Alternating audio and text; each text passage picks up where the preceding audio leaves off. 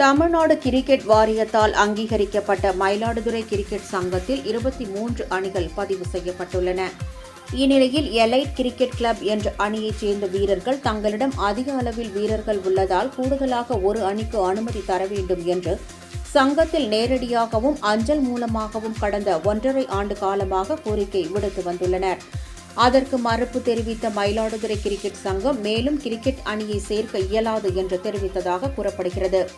இதுகுறித்து மாவட்ட ஆட்சியர் அலுவலகத்தில் கிரிக்கெட் வீரர்கள் தெரிவித்த புகாரின் பேரில் எந்தவித நடவடிக்கையும் எடுக்கப்படவில்லை என்று கூறப்படுகிறது. இந்நிலையில் மாவட்ட ஆட்சியர் அலுவலகத்தில் நேற்று நடைபெற்ற மக்கள் குறைதீர் கூட்டத்திற்கு வந்த கிரிக்கெட் வீரர்கள் கிராமப்புற வீரர்கள் அனைவருக்கும் வாய்ப்பு வழங்க நடவடிக்கை எடுக்க கோரி மனு அளித்தனர். சாதாரணமா விளையாடுறதுக்கு டீம் கேட்டுதான் இந்த மனுவெல்லாம் நாங்க போட்டுருக்கோம். 50 பசங்களும் இந்த ஊர்ல கிரிக்கெட் விளையாடுறதுக்கு ஆசைப்படுறோம். கிட்டத்தட்ட ஒரு 1.5 வருஷமா மனு போட்டு அவங்கள்ட்ட நேரடியா போய் கேட்டு எந்த ஒரு பயனுமே இல்லாம கலெக்டர் ஆஃபீஸ் வரையும் மனு கொடுக்குற லெவல் ஆயிடுச்சு. இவ்வளவும் நாங்க செஞ்சுமே எந்த ஒரு ரெஸ்பான்ஸுமே இல்லை அவங்ககிட்ட இருந்து.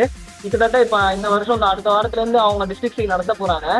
ஒரு கலெக்டர் ஆபீஸ்ல மனு கொடுத்ததுனால மட்டுமே எங்க ஒரு டீமையும் அங்க எங்களுக்காக ஒரு கையெழுத்து போட்டு எங்க கையெழுத்து அவங்களுக்கும் பிளான் பண்ணிட்டாங்க. இப்ப நாங்க எங்க விளையாடுறதுனே தெரியாம மயிலாடுதுறை கலெக்டர் ஆபீஸ் வரையும் வந்திருக்கோம் மனு கொடுத்து.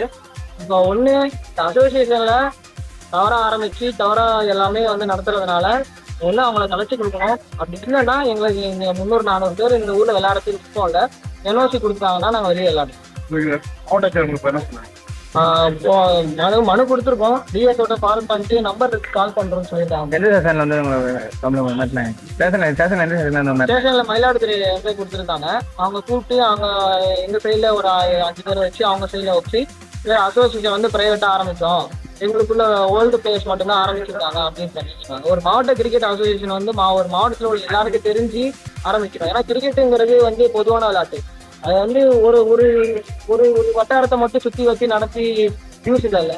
ஏன்னா இப்ப தமிழ்நாடு கிரிக்கெட் சங்கம் இந்த மாவட்டத்தில் உள்ள எல்லா கிரிக்கெட் பிளேயரையும் டெவலப் பண்ணணும் தான் இவ்வளவும் பண்றாங்களே தவிர ஒரு வட்டாரத்தை சுத்தி மட்டும் இல்லை. அதனால இப்ப பிளேயர்ஸ்க்காக மட்டும்தான் அசோசியேஷன் அங்க உள்ளவங்களுக்கோ இல்ல அங்க உள்ள அவங்க அதிகாரத்துக்கோ கிடையாது. அதான் ஏதாவது கேள்வி கேட்டா பேன் பண்றன்றது இந்த மாதிரி மிரட்டல் அதிகமா வந்துகிட்டே இருக்கு. ஒண்ணு எங்களுக்கு டீம் கொடுத்து கிட்டத்தட்ட 300-400 பேர் இருக்கும். 300-400 பேர் 2 டீம் 3 டீம் வச்சு எப்ப விளையாடுறது?